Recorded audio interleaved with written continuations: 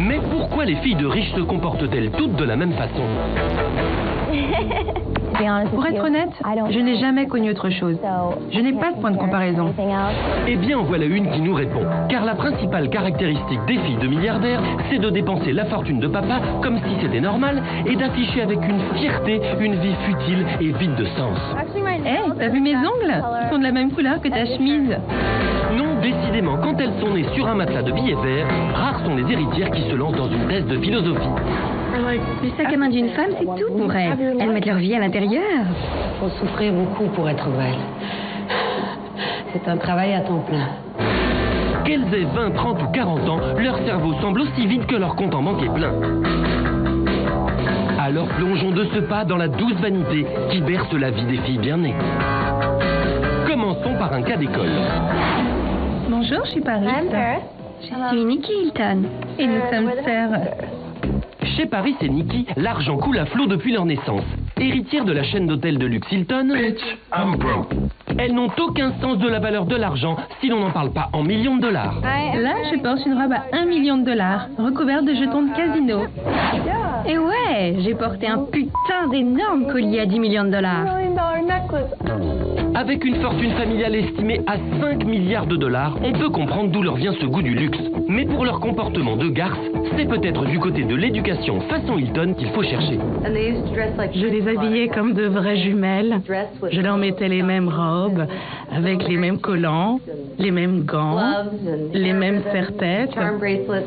Et ça m'amusait beaucoup. Tout porte donc à croire qu'une crise de rébellion adolescente a mené la plus célèbre des deux sœurs Paris à mener une vie totalement décousue.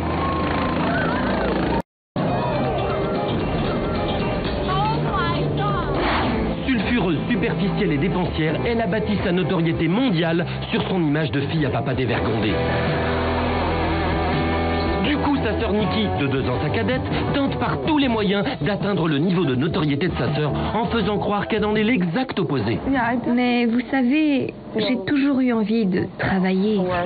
Nikki crée donc sa ligne de sac à main en 2004 en affichant une conception toute personnelle de ce qu'elle travaille. Ce que j'adore dans ce métier, c'est de ne pas devoir aller au bureau tous les jours. Je peux partir en vacances à Hawaï, dessiner mes sacs à l'hôtel ou sur la plage et envoyer le tout par mail. Donc, ouais, c'est cool, ouais. Ma famille m'a encouragée à travailler. Ils nous ont toujours dit à Paris et à moi qu'ils ne nous donneraient pas tout sur un plateau.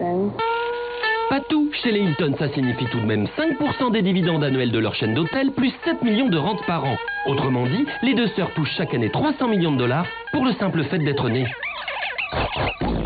Mon mari et moi, on leur a appris à avoir une certaine éthique du travail, de faire quelque chose de leur vie et de ne pas rester inactives. Je suis vraiment très fière d'elles.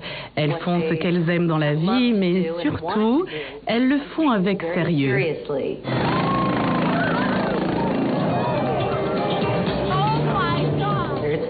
Elles sont comme des jumelles. Je suis bénie d'avoir des enfants qui se sentent si proches. Si proche que Nikki interdit à sa sœur Paris de mettre un pied dans son manoir de Los Angeles pour ne pas copier sa décoration, vraiment ça vole très haut chez les Hilton. Nous sommes une famille intelligente et incroyable et des personnes qui ont du cœur, de très bonnes personnes. Et puisqu'on parle des sœurs Hilton, nous ne pouvions pas faire l'impasse sur leur ex-meilleure amie. Salut, je suis Nicole Richie. Nicole, la fille adoptive du chanteur Lionel Richie, s'est fait connaître en même temps que sa copine Paris dans l'émission Simple Life.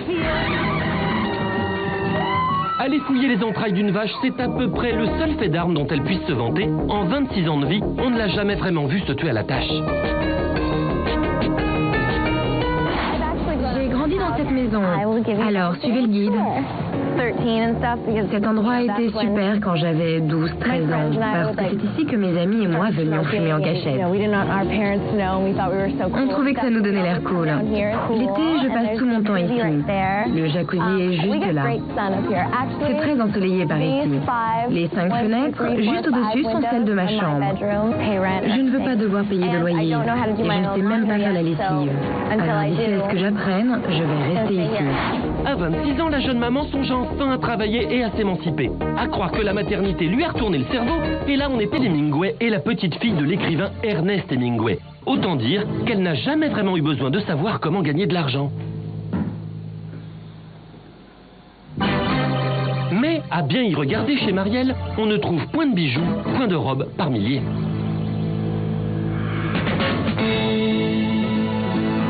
Marielle serait-elle une rescapée des dérives de l'argent? Finalement, c'est dans la cuisine que l'on a trouvé où passait sa fortune. Tout le monde a droit à ces petites pilules à chaque repas et je sais ce que chacun prend.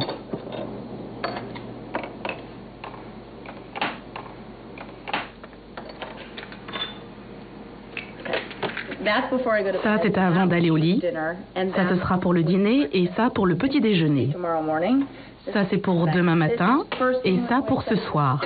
Ça, c'est la première chose quand mon mari se lève et ça quand il se couche. Et voilà pour mes filles. Ça, c'est pour le matin et pour le soir. Bon, là, ça fait franchement peur, on préfère y aller. Et surtout, bonne chance à ces filles, côté équilibre psychique, c'est quand même mal parti. Retournons plutôt dans l'univers bien connu des flambeuses. Voici la plus trash des filles à papa. Salut, c'est moi Tori.